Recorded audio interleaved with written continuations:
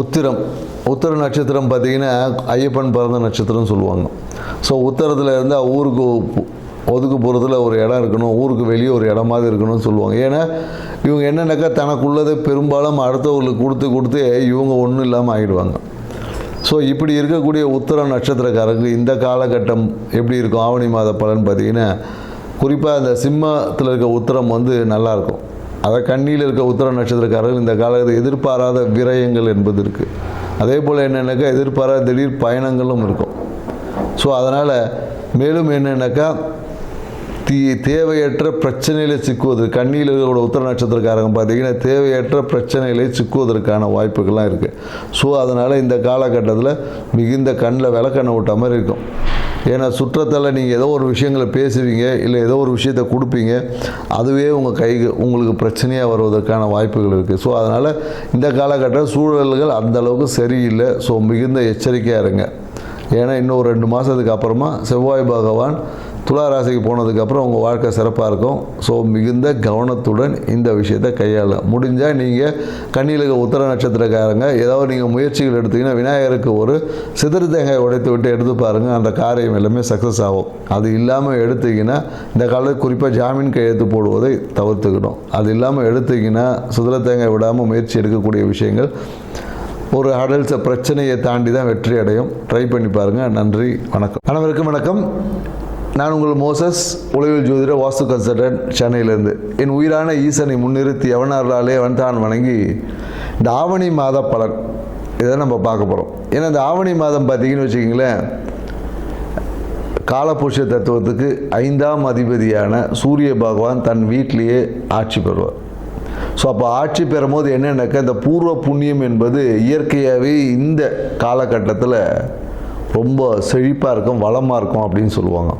ஏன்னா நம்ம பூர்வ புண்ணியம் அப்படின்னோடனே உடனே நம்ம சொந்த ஊருக்கு தான் நினைப்போம். அப்படி கிடையாது. நமக்குள்ளேயும் ஒரு பூர்வ புண்ணியம் இருக்குது, நம்ம உடம்புக்குள்ளேயும் ஒரு பூர்வ புண்ணியம் தன்மைகள் இருக்குது. ஸோ அந்த தன்மை இந்த காலகட்டத்தில் பார்த்திங்கன்னா மிக செழிப்பாக இருக்கும். அதனால தான் பெரும்பாலும் பார்த்திங்கன்னா இந்த காலகட்டத்தில் நிறைய சுப நிகழ்வு பண்ணுவாங்க. திருமணம் பண்ணுவாங்க, நிறைய பார்த்திங்கன்னா ஆடி மாதம் முன்னாடி எல்லா திருவிழாக்களாக அப்படியே இருக்கும். ஆவணி மாதம் பார்த்திங்கன்னா நிறைய சுப நிகழ்வுகள் பண்ணுவாங்க. ஏன்னா இந்த காலகட்டத்தில் சூரியனோட தன்மை நல்லா இருக்கும்போது, ஆத்மகாரகன் இல்லையா சூரியன். ஸோ அப்போ ஆத்ம பலம் இயற்கையாகவே எல்லாருக்கிட்டையும் பெருகி இருக்கும் இந்த காலகட்டத்தில். அதுவும் இந்த காலம் இன்னொன்றாக்கா இந்த வருஷம் பார்த்திங்கன்னு வச்சுக்கோங்க, கேது பகவானும் 5ஆம் இடத்துல இருக்கார். ஸோ அப்போ என்னென்னாக்கா கேது என்னென்னாக்கா ஞானக்காரகர்.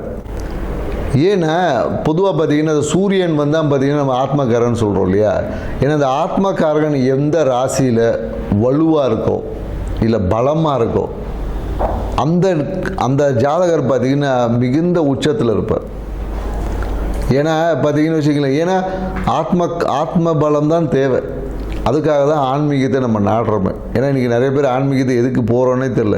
நம்மளோட ஆத்ம பலத்தை அதிகரிக்கிறதுக்கு தான் நம்ம இன்றைக்கி ஆன்மீகம் இந்த பரிகாரம்லாம் செய்கிறோம் இல்லையா. இது எல்லாமே உங்களோட ஆத்ம பலத்தை இன்க்ரீஸ். அப்படி இருக்கக்கூடிய சூரிய பகவான் இந்த ஆவணி மாதத்தில் அவர் சொந்த வீட்டில் இருந்து அப்படியே ஒரு ஆட்சி பண்ணும் போது எப்படி இருக்குன்னு பாருங்கள். அதனால தான் இந்த காலகட்டம் நிறைய சுப நடக்கும்போது அது எல்லாமே வெற்றி, காரிய சித்தி, நிறைய பேர் இடம் வாங்குவாங்க. அதனால தான் பார்த்திங்கன்னா இந்த காலத்தில் இன்னொரு விஷயம் இருக்குது. ஆவணி மாதத்தில் பார்த்திங்கன்னா விநாயகர் சதுர்த்தி. இந்த காலத்துலேருந்து அந்த விழா கோலங்கள் எல்லாமே தொடங்கும். அது வரையும் பார்த்திங்கன்னா ஒரு இந்த மந்தமாக போயிட்டு இருந்தது. இது பார்த்திங்கன்னா விநாயகர் சதுர்த்தி, அதுக்கப்புறம் பார்த்திங்கன்னா ஆயுத பூஜை, அப்புறம் தீபாவளி, அப்படியே பார்த்திங்கன்னா விழாக்களாக அப்படியே வரும். இனிமேல் ஒவ்வொரு மாதமும் பார்த்திங்கன்னா விழாக்கள், இந்த புரட்டாசி மாதத்தை தவிர்த்து. ஏன்னா ஆத்மகாரகன் எந்த ஜாதகத்தில் நல்ல வலுவாக ஸ்ட்ராங்காக இருக்கோ அவங்க தான் உச்சம். ஏன்னா சூரியன் தான் பார்த்திங்கன்னா நம்ம பெரும்பாலும் அந்த அரசியலுக்கு சொல்லுவோம், மருத்துவக்காரகனும் சூரியன் தான். ஸோ அதனால தான் எந்த ஒரு ஜாதகத்தில் சூரியன் வலுவாக இருக்கோ அவங்க நல்ல ஒரு ஃபேமஸ் டாக்டர் ஆவாங்க. அது 2ஆம் அதிபதியோட இல்லை 10ஓட தொடர்பு வரும்போது பார்த்திங்கன்னா மருத்துவத்தில் சூப்பராக இருப்பாங்க. அதே போல் சூரியன் வலுவாக இருக்கிறவங்க பார்த்திங்கன்னா தொட்டாவே குணமாகக்கூடிய கைராசி டாக்டர்லாம் சொல்லுவோம் இல்லையா. அவர் படித்து கூட இருக்க மாட்டார், சும்மா R&D படிச்சிருப்பார், இல்லைன்னா அந்த ஒரு கம்பவுண்டராக கூட இருந்திருப்பார். அவர் பார்த்திங்கன்னா சும்மா ஏதோ ஒரு விஷயம் சொல்லுவார், நடந்துடும். கைராசி டாக்டர் அப்படின்னு சொல்லக்கூடிய எல்லாருமே பார்த்திங்கன்னா இந்த சூரியன் வலுவாக இருக்குன்னு தான் கைராசி டாக்டர். ஏன்னா ஆத்மத்தை பலமாக வச்சுருக்க எல்லாமே பார்த்திங்கன்னா குணமாக்கக்கூடிய ஆற்றல் அவங்ககிட்ட இயற்கையாகவே நிறைய இருக்கும். சூரியன் வலுவாக இருக்கும், நிறைய பரிகாரம் பண்ணான்னு வச்சிங்களேன், சூப்பராக சக்ஸஸ் ஆகிடும். பெரிய பரிகாரம் சின்னதாக சொன்னாவே பெரிய விஷயங்கள் கூட குணமாகக்கூடிய ஆற்றல். அப்படி இருக்கக்கூடிய சூரிய பகவான் இருக்கக்கூடிய இந்த ஆவணி மாதத்தில் பார்த்திங்கன்னா மிகுந்த நற்பலங்களை கொடுக்கும். ஆன்மீக நாட்டம் அதிகமாகவும், குறிப்பாக என்னென்னாக்கா இந்த கேது கூட இருக்கிறதுனால நிறைய என்னென்னா அந்த குழந்தை பேருக்கான விஷயங்கள், குழந்தை பேர் இன்மை, இந்த மாதிரியான விஷயங்கள் எல்லாமே ஒரு மாற்றத்தை கொடுக்கக்கூடிய விஷயமா இருக்கும். அந்த விரக்தி தன்மை, எனக்கு கேது எப்போதும் பார்த்திங்கன்னா ஒரு விரக்தி கொடுப்பார். ஏன் அது விரக்தி கொடுப்பார்னா அனுபவம் கிடைச்சாதான் அறிவு வளரும், ஞானம் கிடைக்கும், சும்மா வராது இல்லையா? ஸோ அதனால் இந்த கேது பகவான் வந்து நமக்கு ஞானத்தை கொடுப்பதற்காக சில படிப்பினையை கொடுப்பார். அதை தான் நம்ம இங்கே விரக்தி, எனக்கு அது நடக்கலை அப்படி இப்படின்னு நம்ம சொல்லிட்டு கிடப்போம்.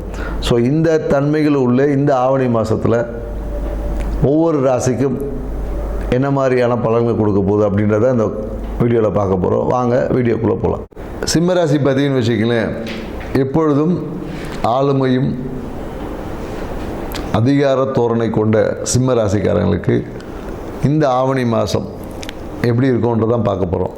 குறிப்பாக இந்த சிம்ம ராசிக்காரங்க பார்த்திங்கன்னா எதையுமே அப்படியே இந்த பாயிண்டடாக பேசக்கூடியவங்க, ஒரு தகவலோட, ஒரு எடுத்துக்காட்டு, ஒரு உதாரணங்களோட விளக்கத்தோட பேசுவாங்க. குறிப்பாக என்னென்னா எதை சொன்னாலும் அந்த பாயிண்ட்டாக பேசுவாங்கன்னு சொல்லுவாங்க இல்லையா, அந்த மாதிரி பேசக்கூடிய ஆற்றல் சிம்மராசிக்காரர்கள் அதிகமாக இருக்கும். இந்த ஒரு விஷயமே இவங்க வாழ்க்கையை லாபகரமாகவும் மகிழ்ச்சிகரமாக மாற்றும். ஸோ அதை நீங்கள் எப்போதும் கடைபிடிச்சிட்டு வரலாம். பேசக்கூடிய விஷயங்களில் தெளிவும் அந்த சப்ஜெக்டும் அதிகமாக இருக்கும் இவங்ககிட்ட. இப்படி உள்ள சிம்மராசிக்காரர்களுக்கு இந்த ஆவணி மாத பலன் என்ன மாதிரியான இருக்கும்னா, ராசிநாதனே பார்த்தீங்கன்னு வச்சுங்க, சூரிய பகவானே ராசியில் சஞ்சரிக்கிறார். அப்போ எப்படி இருக்கும்னு பார்த்தீங்கன்னா ரொம்ப பிரம்மாண்டமாக இருக்கும். ஸோ உங்களுடைய மதிப்பு பல மடங்காக வெளியுது. நீங்கள் வந்து ஒரு பிரபலமாகக்கூடிய ஒரு காலகட்டம் தான் இந்த காலகட்டம். பிரபலமாகிறது எல்லாம் பணம் செலவு பண்ணிட்டு உட்காந்துட்டு இருப்பான். ஆனால் உங்களை தேடி பிரபலமான விஷயங்கள் வந்து சேரும். நீங்கள் இந்த காலத்தில் எப்படி இந்த ஃபோக்கஸ் போட்டு ஆலோஜன் போட்ட மாதிரி உங்களுடைய செல்வாக்கு, அந்தஸ்து, புகழ் இது எல்லாமே பார்த்திங்கன்னா மிகப்பெரிய அளவில் விரிவடையும். எவ்வளோ விரிவடைஞ்சாலும் மனசுக்குள்ளே ஒரு விரக்தி என்பது இருக்கும். எதையாச்சும் ஒன்று யோசித்து ஒரு சிந்தித்து இனம் புரியாத ஒரு விரக்தி தன்மை வந்து எப்போதும் உங்ககிட்ட இருக்கும். மேலும் 2 செவ்வாய் பகவான் சஞ்சரிக்கிறதுனால பாக்கியத்தின் மூலயமாக ஒரு வருமானம் என்பது இந்த காலகட்டத்தில் உங்களுடைய இஷ்ட தெய்வ வழிபாடை நீங்கள் பண்ணிங்கன்னா வருமானம் பல மடங்காக மாறும். தந்தைக்காக ஒரு மருத்துவ விரயம் ஏற்படுவதற்கான சாத்தியக்கூறுகள் இருக்குது. தாய் வழி உறவு லாபத்தை கொடுக்கும். மன மகிழ்ச்சி பல மடங்காக பெருக்கும். இந்த காலகட்டம்னாக்கா சொத்து வழியில் ஆதாயம் இருக்கும். ஏதாவது ஒரு பொருளை விற்று வாங்கிறது, இல்லை சொத்து வாங்கிறது, இந்த மாதிரியான விஷயங்கள் வந்து வாழ்க்கையை மன மகிழ்ச்சிக்கான விஷயமா இருக்கும். மேலும் என்னென்னாக்கா சிம்மராசிக்காரங்க இந்த கணவன் மனைவி உறவில் ஏற்பட்ட அந்த விரிசல்கள் நீங்கி இப்போ அன்பு அந்யோன்யம் பெருகிறதுக்கான ஒரு காலகட்டம். மேலும் என்னக்கா தொழில் ரீதியான பயணங்கள் இருக்கும். தொழில் ரீதியான பயணங்கள் இருக்குது. நிறைய விஷயங்களை லாபத்தை முதலீடு செய்வது என்பது இந்த காலகட்டத்தில் இருக்கும். நிறைய பேர் என்னென்னாக்கா நிறைய லாபம் வரும், அதை வச்சு கடன் அடைப்பாங்க. இல்லை சில பேர் என்ன பண்ணணும், முதலீடு செய்வது, இந்த மாதிரியான நிகழ்வு எல்லாமே இந்த காலகட்டத்தில் அதிகமாக நடக்கும். 8ல் இருக்கக்கூடிய சனி பகவான் பார்த்திங்கன்னா வக்கரமாக இருக்கிறதுனால எதிர்பாராத திடீர் நிகழ்வுகள் வந்து இருக்கும். நம்ம சூழ்நிலைகள் வந்து நம்ம ஒரு பிளான் போட்டிருப்போம், அந்த பிளான் என்பது சரியான முறையில் எக்ஸிக்யூஷன் பண்ண முடியாமல் சிறு தடமாற்றம், தாமதங்கள் வந்து இருக்கும். அதை இல்லாத நீங்கள் பொருட்படுத்தாமல், ஆனால் எப்படியும் ஜெயிக்க போகிறது நீங்கள் தான். ஸோ அதனால் எதையும் கடந்து ஜெயிக்கக்கூடிய ஆற்றல் உங்களுக்கு இருக்கும். குறிப்பாக இந்த காலகட்டத்தில் என்னென்னாக்கா ஜீரண கோளாறை கொஞ்சம் சரி பண்ணிக்கோங்க.